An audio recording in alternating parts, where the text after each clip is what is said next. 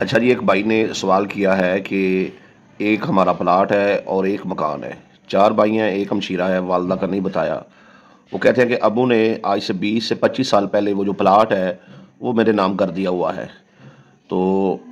اب سوال یہ ہے کہ جب ابو وفات پا جائیں گے تو کیا وہ جو مکان اور پلاٹ ہے دونوں جو ہے وہ تقسیم ہوں گے ہم بہن بھائیوں میں، یا خالی وہ مکان ہی جو ہے وہ ہم بہن بھائیوں میں آپس میں تقسیم ہوگا؟ دیکھیں میرے بھائی، اللہ تبارک و تعالیٰ نے قرآن مجید میں بہن بھائیوں کے، بیوہ کے،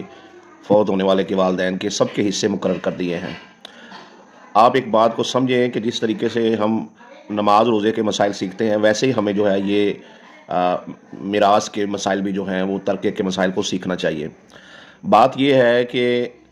آپ کے ابو کو چاہیے کہ وہ ساری اولاد میں عدل و انصاف کرے، اور آپ کو بھی چاہیے کہ آپ اپنے بہن بھائیوں کے ساتھ جو ہے وہ عدل و انصاف سے کام لیں۔ والد کا کسی بیٹے کو زیادہ جائیداد دے دینا اور کسی کو کم دے دینا، یہ غیر شرعی عمل ہے اور غیر اسلامی عمل ہے۔ اسے اختیار تو ہے کہ وہ دنیا میں وہ مالک ہے، کسی ایک کے نام کر جائے، لیکن یہ کوئی اچھا عمل نہیں ہے۔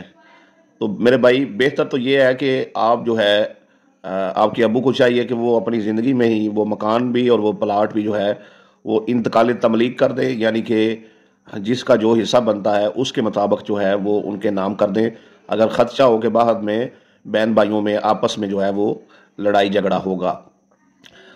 اچھا، دوسری بات یہ ہے کہ دیکھیں، بات جس کے آپ کی خانہ ولدیت میں جس شخص کا نام لکھا ہوا ہے، باقی بہن بھائیوں کے بھی خانہ ولدیت میں اسی شخص کا، یعنی کہ آپ کے والد کا نام لکھا ہوا ہے، تو شریعت کے مطابق آپ کے ابو کی جائیداد میں جو ہے وہ سب آپ بہن بھائی برابر کے حصہ دار ہیں۔ لیکن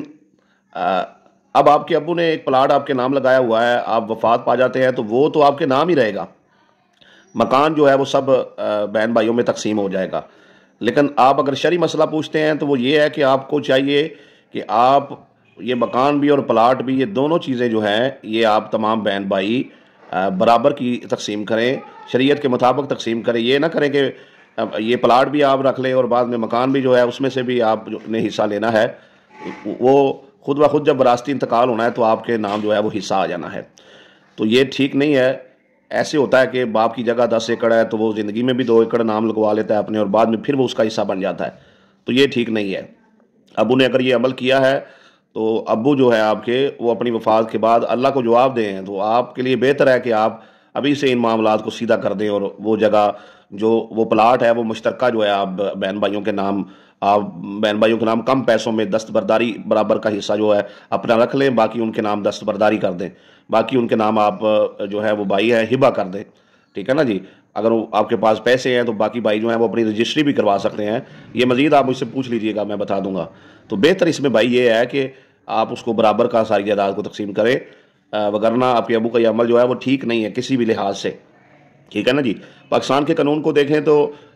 جو ہے وہ اب کیس چلے گا، آپ کے بہن بھائی جو ہے بعد میں کیس کریں گے، عدالتوں کو چکر لگائیں گے، سالوں آپ ذلیل ہوں گے، وہ ذلیل ہوں گے، اس کے بعد اس پر فیصلہ ہوگا۔ لیکن ایک عدالت اللہ کی بھی ہے، اللہ کی بارگاہ میں بھی پیش ہونا ہے، شریعت کا بھی کچھ قانون، قاعدہ قانون ہے، تو شریعت کے مطابق والد کو اللہ نے اختیار تو دیا ہے، لیکن ساتھ میں اس کو عدل و انصاف کا اختیار دیا ہے۔ بچوں کو وہ زیادہ نہیں آپ کے والد دے سکتے، بچوں کو تو جو شریعت کا بنتا ہے وہی دینا چاہیے۔ ہاں، بچوں کے علاوہ جو ہے جو ان کے شرعی وارثان میں ماں باپ، بیوی اور بچے آتے ہیں، ان کے علاوہ کسی دوسرے کو، اپنے کسی بہن بھائی کو وہ جائیداد کا تیسرا حصہ جو ہے کل جائیداد کا وہ وصیت کر سکتے ہیں۔ تو میرے بھائی، امید کرتا ہوں کہ آپ کو کچھ سمجھ آ گئی ہوگی مسئلے کی، کہ برابر کا حصہ تقسیم کر لیں، یہ شرعی فیصلہ ہے، اور قانونی طور پر جو ہے وہ صرف مکان تقسیم ہوگا، وہ پلاٹ تقسیم نہیں ہوگا۔ اب آپ نے دیکھنا ہے کہ آپ نے اللہ کی رضا حاصل کرنی ہے یا صرف اپنی دنیا سیدھی کرنی ہے۔